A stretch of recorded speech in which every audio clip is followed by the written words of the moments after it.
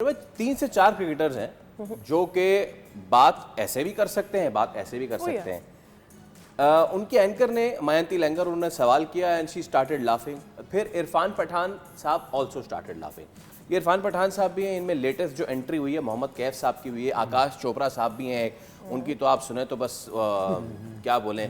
और उसके बाद हरभजन सिंह तो हैं ही हैं, लेकिन कभी कभी हरभजन साहब ना पीछे भी हट जाते हैं। ये वाले जो लॉट है, इन्होंने तो तबाही मचाई हुई है, तबाही फेरी हुई है। लेटेस्ट ये क्या ये बात मजाक उड़ाए बगैर, किसी का तमस्खर उड़ाए बगैर, किसी को ये कहे बगैर कि अरे यार ये तो ऐवी हैं, ऐवी तैवी हैं और फला ढिमका, ये बात मजाक उड़ाए बगैर नहीं हो सकती। बात सारी सही है, हम भी समझते हैं, हम भी मानते हैं, हम खुद कहते हैं, लेकिन ये जो एटीट्यूड है ना बॉस, ये देखें, अगर हम बहुत पीछे चले जाते हैं तो जब इंडिया की टीम ऐसे ही थी ना, जब हमारे प्लेयर यूं मजाक उड़ाते थे, फायरे की टीम है ये वो, तो फिर उन लोगों से पूछो कि उस टाइम अगर तुम्हारे बारे में ये बातें होती थी तो तुम क्या सोचते थे? अगर हमारा एटीट्यूड है, हाँ, अगर पाकिस्तान टीम तो कुछ समझती नहीं थी इंडियन टीम को, तो मेरे ख्याल में मैं बार बार कहता हूँ कि यार ये जिस किस्म के क्रिकेटर्स हैं, इनके साथ अब मिल गया आकाश चोपड़ा भी।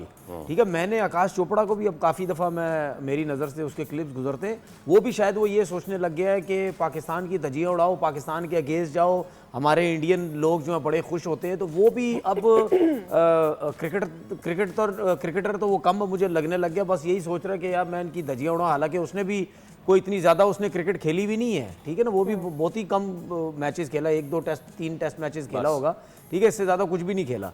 उसके साथ मोहम्मद कैफ भी मिल गए हैं, वो उनकी मैं बड़ी थोड़ी सी रिस्पेक्ट करता था, वो भी उसी किस्म के होते जा रहे। बाकी हरभजन और ये इरफान पठान तो सहवाग भी पुराने, हाँ ये तो पुराने हैं ना, ये तो शुरू से ही करते हुए आ रहे हैं।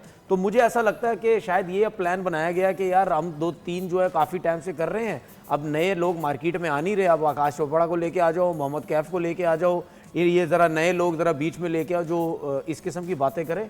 देखें, बात ये है, हम भी मानते हैं कि भाई ठीक है, हमारी टीम उस लेवल की नहीं है, उस तरह की नहीं है। हम खुद अपने मुंह से कहते हैं कि छोटी टीम से अच्छी परफॉर्मेंस देती है, बड़ी टीम से हार जाती है, लेकिन जिस तरीके से, जिस एटीट्यूड के साथ ये बात करते हैं, आज मैं यहाँ मजाक कर करके कह दूं कि यार जाओ ना यार, तुम्हारा क्या अभिषेक शर्मा है, सीधी सीधी बॉल पे आउट हो रहा है, उसको तुमने क्रिस गेल बनाया हुआ, क्रिस गेल के तो पास भी नहीं लगता वो, अगर मैं इस किस्म की बातें कर दूं, ठीक है ना, मतलब उसको आउट करना तो भी बहुत ईजी है। मैं आपको सही बात बता रहा हूँ, अभिषेक शर्मा को आउट करना बहुत ईजी है।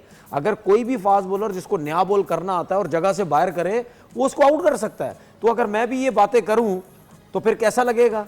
बुरा लगेगा ना। तो फिर मुझे पता है क्या आगे से वार आने, ये देखो जी क्या बातें कर रहे हैं जी, अभिषेक शर्मा के बारे में कह रहे हैं, उसको आउट करना बहुत ईजी है। तो किसी भी क्रिकेटर के ऊपर मतलब तंजिया बात करना, जो कि मुझे जाहिर बात है इस चीज़ पे बहुत गुस्सा आता है। आप टेक्निकली बात करें, चीज़ों के ऊपर बात करें कि हाँ यार टीम बेहतर कैसे हो सकती है। तनवीर भाई बात पता है क्या, बाकी वही बात है ना यार, इन्होंने वहाँ पे रहना है, उसके बगैर इनका शायद गुजारा नहीं है, इसी वजह से ये सब कुछ इसमें एक और बात भी है, इसमें पढ़े लिखे और गैर पढ़े लिखे की बात भी है। सब्सक्राइब करें और बेल दबाएं ताकि कोई खबर रह न जाए।